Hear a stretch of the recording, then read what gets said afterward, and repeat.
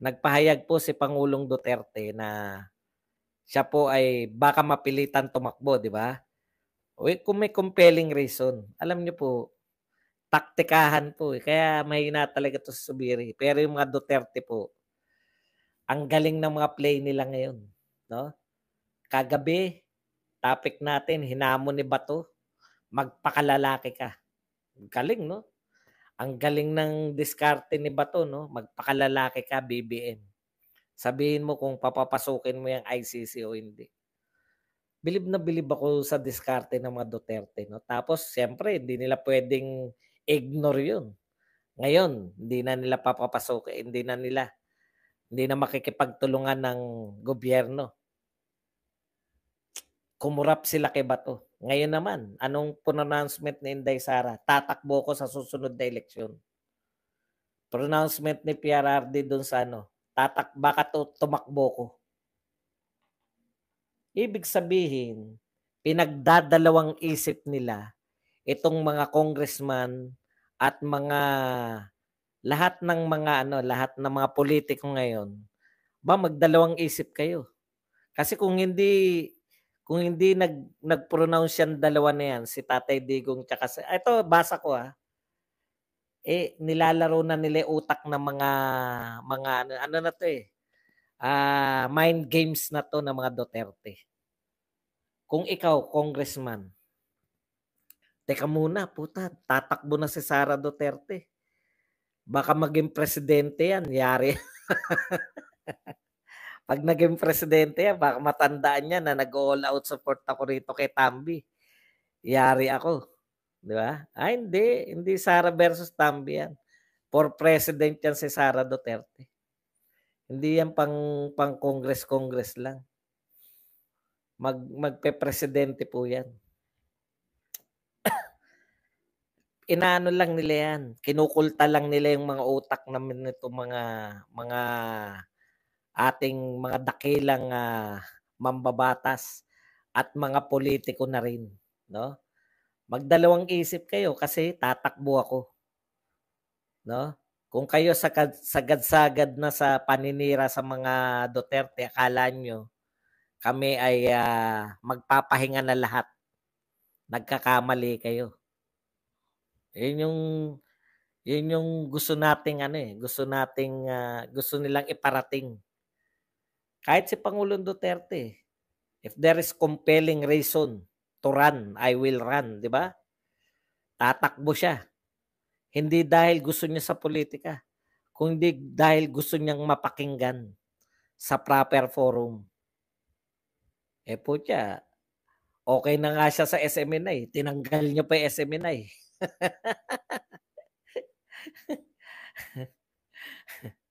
Tsaka na-realize siguro ni Pangulong Duterte yung impact, iba talaga yung impact, 'no? Siguro sa isip ni Pangulong kung senador ako,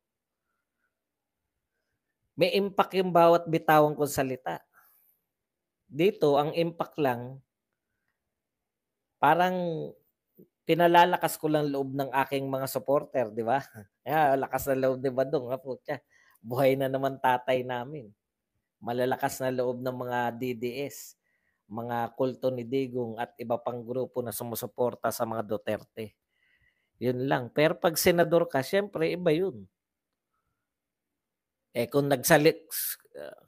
Kung papansin nyo, kada magsasalita si Lito Lapid, talagang nakikinig lahat eh.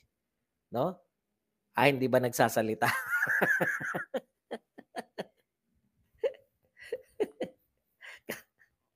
Kada nagsasalita si Lito Lapid, putya, nakikinig lahat. Ang problema, hindi hindi, hindi nagsasalita.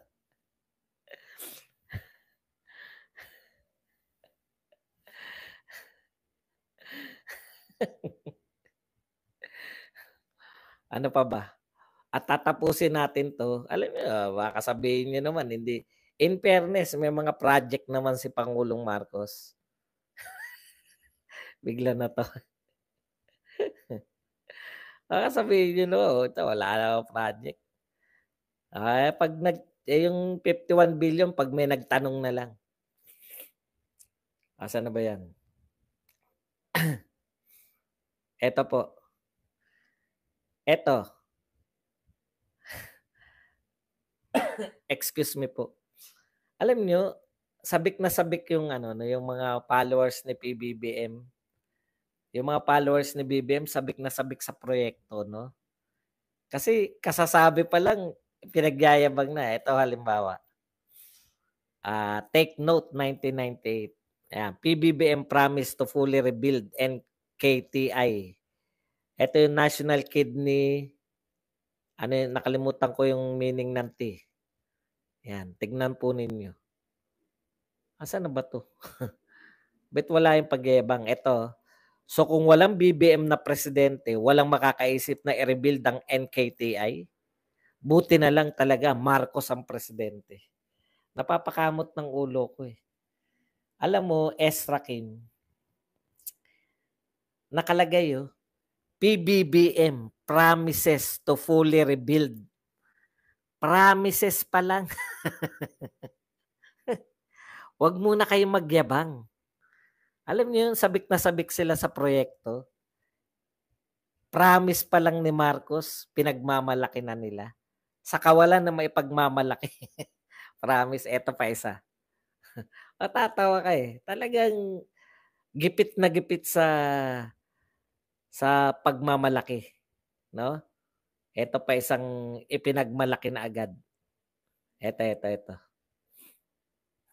The construction of LRT2's 3.02 kilometer west extension project which links Recto to Tondo area is targeted to start next year according to DOTR. Tignan niyo yung wordings is targeted to start next year. Ano pa lang po, next year pa sisimulan. Sisimulan next year, 2025. Sisimulan pa lang. Hindi pala, target pa lang simulan. Ito po ang sabi ni John Jacinto. Walang halong yabang Pag nagtrabaho si PBBM, tahimik lang. Paano hindi tahimik eh? Sisimulan pa lang yan at nakakaawa, di ba? Target simulan next year. 2024 ngayon, 2025, sisimulan pa lang. Nagyabang na kagad. Walang pag nagtatrabaho si PBBM, tahimik lang. Eh kaya tahimik, wala ka talagang maririnig na pokpok. Kasi sisimulan pa lang. Next year pa.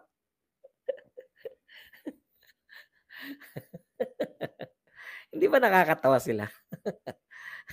Parang 20 pesos lang yan. At saka 1 million. Paano yung mga target? Yan lang po ang ating topic. At dahil ginabi na naman ako, wala na naman nanood.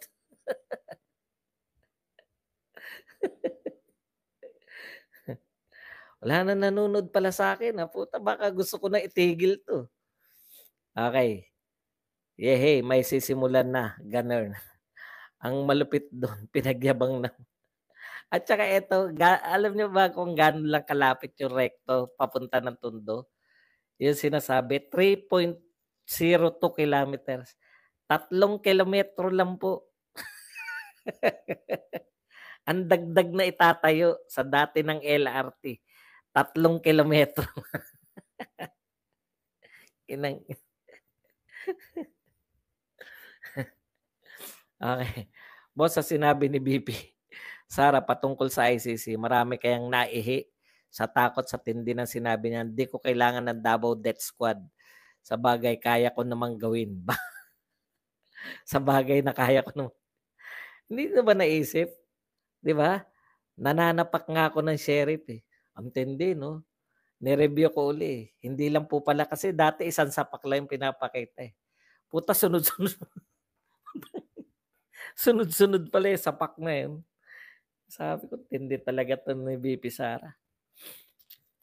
Tignan mo sir, laban bawi sila sa statement. Correct. Yan ba mga walang kaano-anong leader eh. Kasasabi lang, wala raw kinalaman sa People's Initiative. Tapos eto, you're upholding The People's Initiative na constitutional 'yan, na putya. Madami nanood, 752. Wala nga, hindi tayo umabot ng 1,000. Ako po, kakabukas ko lang, kan Q&A, Kuya Buds. Sir, tuloy lang, mabuhay ka. Hindi, ito, niloloko ko lang kayo. Ako pa ba naman hinto? Pag huminto ako, ano pa gagawin ko sa buhay? Magbibilang.